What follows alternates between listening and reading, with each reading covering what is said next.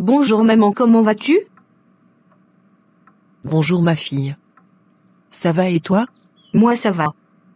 Mais par rapport à d'autres choses, ça ne va pas. J'aimerais qu'on parle si tu as un peu de temps.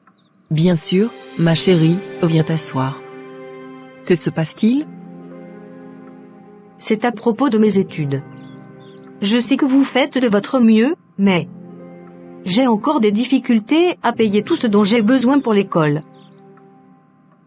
Mais tu sais que nous faisons ce que nous pouvons pour t'aider, Mélanie. Je sais, mais depuis que papa a payé les frais de scolarité, il ne me dit plus rien. Je n'ai même pas assez d'argent pour acheter les livres nécessaires, et parfois je dois me contenter de repas pas très équilibrés à la cafétéria de l'université. J'essaie de chercher un petit boulot, mais ça ne passe pas avec mes études. Maman, je suis perdue, je ne sais pas comment faire pour avoir le matériel de travail. Sans matériel, sans les livres qui nous ont été exigés, je ne sais pas comment j'aurai mon diplôme d'infirmière. Maman, dis quelque chose. Je ne sais pas quoi dire ma filine.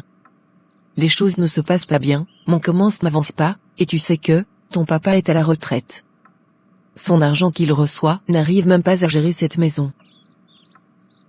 Maman, moi je fais donc comment maintenant? Pour pouvoir avancer avec mes études.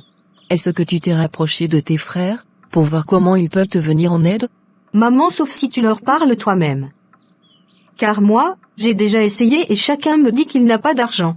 Mais tu sais que ton père et moi avons travaillé dur toute notre vie. Ton père dans l'église maintenant, moi dans le commerce.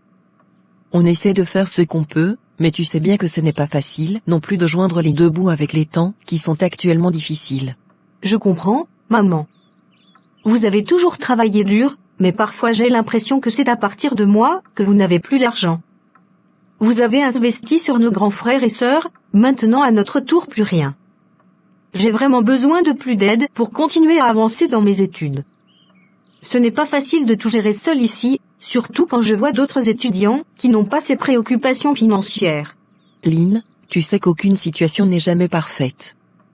Mais ce qui compte, c'est que tu continues à avancer avec le peu qu'il y a. La vie n'est pas toujours facile, mais tu apprends à faire avec. Dieu nous guide, et il saura te donner la force nécessaire. Je comprends, mais ça fait des mois que j'essaie de gérer comme je peux, et je suis épuisée. Je suis obligée de travailler 2 fois plus voire 3 fois même pour m'en sortir, et je dois tout le temps demander de l'aide à des amis. Je ne sais pas combien de temps je peux continuer comme ça.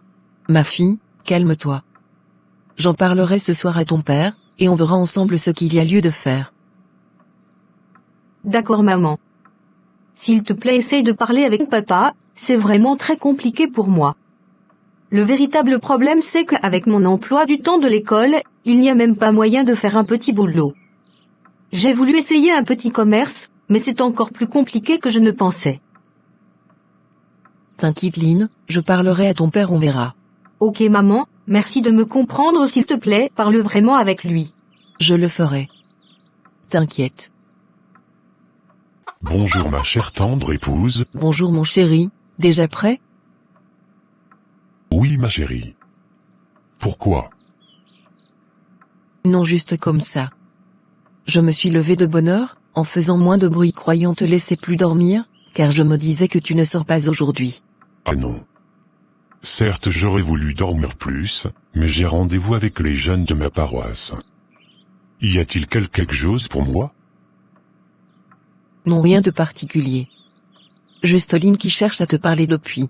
Est-elle encore là? Oui bien sûr, elle rentrera demain. Ok. Où est-elle? Mais avant. Sais-tu de quoi est-ce qu'elle veut me parler? Chérie? Ta fille n'a toujours pas ses fournitures scolaires. Et c'est compliqué pour elle. Elle m'a expliqué comment c'est difficile pour elle d'étudier plus aisément sans avoir recours à ses camarades de classe. Mais ceux-ci ne sont pas souvent très disponibles pour qu'elle puisse se servir de leurs livres et leur matériel. D'accord, je vais parler avec elle avant de sortir. Bonjour ma fille. Comment vas-tu? Bonjour papa. Rien ne va papa. Rien du tout. Que y a-t-il? C'est aussi grave? Pas grave. Mais complexe et très important. Alors je t'écoute Lynn, que y a-t-il ma fille? Oui papa, c'est à propos de mes études. Je sais que vous faites de votre mieux, mais j'ai encore des difficultés à payer ne serait-ce que le minimum dont j'ai besoin pour l'école. Pour pouvoir aussi étudier, sans avoir à marcher derrière mes amis pour racoler les livres afin de faire mes devoirs et les recherches. Le matériel pour le laboratoire alors, n'en parlons plus. Papa, nous sommes presque qu'à la fin du premier semestre, j'ai énormément les lacunes à cause du manque de matériel. Papa, tu sais. Mais tu sais que nous faisons ce que nous pouvons pour t'aider, Mélanie. Nous prions pour toi, et Dieu pourvoira. Il est notre rocher, et nous savons qu'il ne nous laisse pas. Papa, merci pour le fait que tu pries pour moi. Mais papa, je ne vais pas avoir mon diplôme rien qu'en priant, je pense qu'en plus de prier, il faut aussi travailler dur pour réussir dans la vie. Je travaille dur, mais mes moyens sont limités à cause du manque de matériel et des fournitures scolaires. Papa, ce dont j'ai besoin actuellement, c'est d'un peu d'argent, pour pouvoir m'acheter toutes ces choses que je viens de citer. J'ai compris Mélanie, mais dois savoir-tu qu'aucune situation n'est jamais parfaite. Mais ce qui compte, c'est que tu continues à avancer. La vie n'est pas toujours facile, mais tu apprends à faire avec. Dieu nous guide, et il saura te donner la force nécessaire. Car rien ne lui est impossible. Papa, je suis consciente de tout ça. Tout ce que j'essaie de te dire est que j'ai besoin de votre aide, je n'arrive pas à avancer, c'est trop compliqué. Je me sens abandonnée par vous. Ma fille, je sais que c'est dur, mais il faut garder la foi. Dieu ouvre des portes là où on ne s'y attend pas. Tu as un but noble, devenir infirmière, aider les autres. C'est une vocation, et ce n'est pas facile. Mais sache que tout ce que tu vis maintenant te prépare à quelque chose de plus grand. Papa. Je veux croire que tout ça a un sens. Mais ce n'est pas facile quand on se sent seul et qu'on manque de ressources. Est-ce que vous pouvez m'aider un peu plus? Même si c'est juste une petite somme d'argent tous les mois. Je verrai comment souvent m'organiser pour acheter des livres et du matériel de labo au fur et à mesure sans oublier la nourriture. C'est compris ma fille, on fera l'effort. Dieu pourvoira, fais-lui un peu confiance et tu verras. Papa, tu fais exprès ou alors?